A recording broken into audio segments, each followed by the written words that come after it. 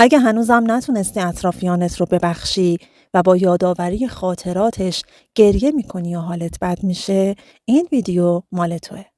با من همراه شو. قانون بخشش یکی از اصول اساسی و قدرتمند در حوزه رشد فردی و سلامت روان است.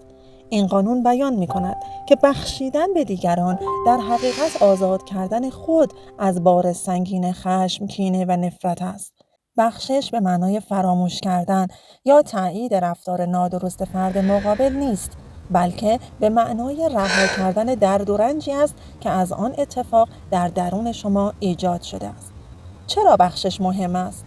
نگه داشتن کینه و عدم بخشش یک انرژی سمی است که به خودتان آسیب می‌رساند، نه به فردی که به شما صدمه زده است.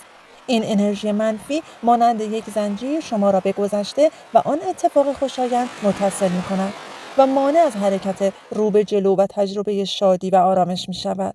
قانون بخشش به شما این امکان را می‌دهد که این زنجیر را پاره کنید.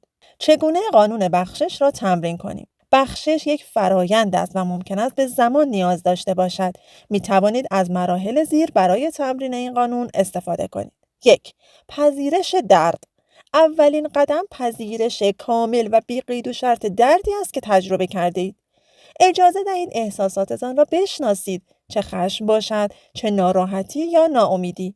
مقاومت در برابر این احساسات فرایند را سخت‌تر می کند. 2. درک انگیزه. سعی کنید از زاویه دیگر به موضوع نگاه کنید و بفهمید چرا آن فرد به این شکل عمل کرده است.